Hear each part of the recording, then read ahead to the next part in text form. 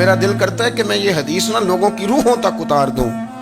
حضور فرماتے ہیں میں نے جس کے سامنے دین پیش کیا اس نے دلیل مانگی، وہ بھی کوئی اپنا ہے جو اپنوں سے دلیلیں مانگے، وضاحتیں مانگے، یہ کیسے تھا تو وہ کیسے تھا، تو یہ چیز کدھر سے آئی تو وہ کدھر گئی۔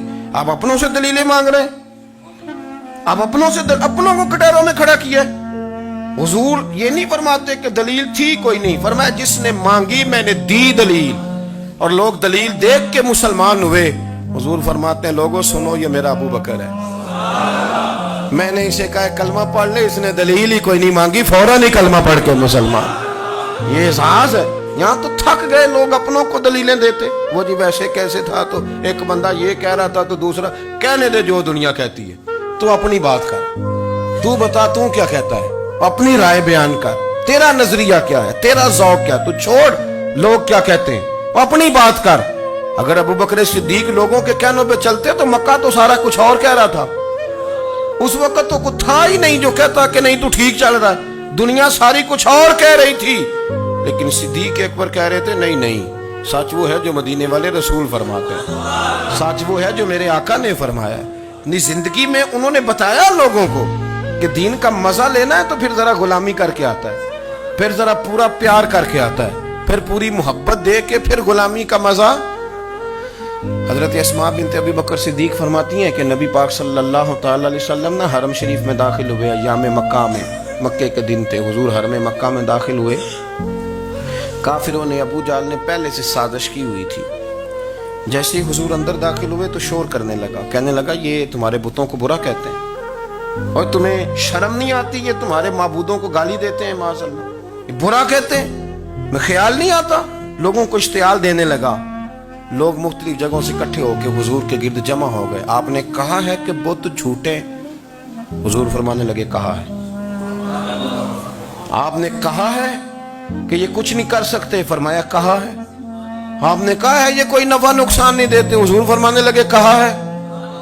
رسول کائنات صلی اللہ علیہ وسلم سے جو سوال پوچھا حضور نے بیان کیا، چاروں جانب سے وہ نبی کریم پر ٹوٹ پڑے، معاذ اللہ، مارنے لگے۔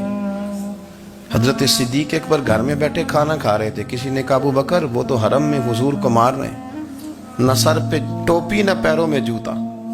ابو بکر دوڑے، سر پٹ دوڑے، بھاگے۔ حضور زمین پہ لیٹے ہوئے تھے، وہ تکلیف دے رہے تھے۔ حضرت صدیق اکبر نے 2 کو پکڑ کے ادھر پھینکا، 4 کو ادھر پھینکا، 5 کو ادھر پھینکا، ایک جملہ بار بار زبان سے کہتے ظالمو انہیں مارتے ہو جو تمہاری نجات کا سامان لے کے آئے، انہیں تکلیف دیتے ہو جو کہتے ہیں اللہ میرا رب ہے، انہیں مارتے ہو، شرم نہیں آتی۔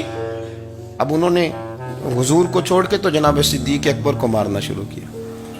حضرت صدیق اکبر، عقبہ بن ابی معیط، عتبہ اتیبہ، ان کے ہاتھوں میں جوتے تھے۔ آج کل جوتے وہ نہیں ہوتے جو زمانے میں تھے، جوتا ہوتا تھا لکڑی کا، کھڑاؤں کہتے تھے، وہ جوتے پکڑ لیے اور جناب صدیق اکبر کے سر پہ مارنے شروع کیے۔ سر پہ جوتے لگ رہے ہیں، لگتے جا رہے ہیں، خون بہتا جا رہا ہے۔ حضرت صدیق اکبر نے بازو کھولے ہوئے، بے ہوش ہو کے گرے۔ حضرت اسماء کہتی ہیں میرے والد کو لوگ گھر لائے تو سر بھی سارا لہو سے بھرا ہوا تھا، چہرہ بھی سارا لہو سے بھرا ہوا تھا۔ عشق تے اگ دوویں ایک برابر، عشق تے اگ دوویں، عشق تے اگ دوویں ایک برابر، پر عشق دا سیک بدھیرا، اگ تے ساڑے ککھ تے کانے، عشق ساڑے تن میرا، اگ دا دارو می تے پانی، کوئی دسے ہاں پلا عشق دا دارو کیڑا، سجنا اتھے کچھ نہیں بچتا جتھے عشق ہوراں دا ڈیرا۔ حضرت صدیق اکبر کو گھر لائے تو لہو لہان ہے سارا وجود، خون بہ رہا۔ جناب اسماء کہتی ہے میں نے سر پہ ہاتھ رکھا، دیکھوں کہاں کہاں میرے والد کو، میں رو رہی ہوں، میں نے سر پہ ہاتھ رکھا تو کہتی ہیں بال بھی میرے ہاتھ میں آ گئے اور سر سے چمڑی بھی اتر کے میرے ہاتھ میں آ گئی، گوشت بھی سر سے اترنے لگا، سارا سر ان کا مار مار کے انہوں نے نازک بنا دیا، نرم کر دیا۔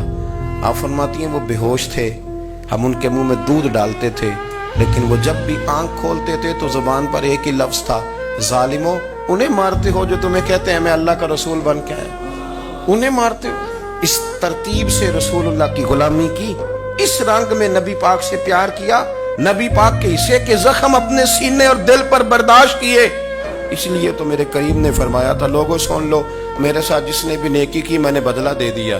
میں نے ابو بکر کو نہیں دیا.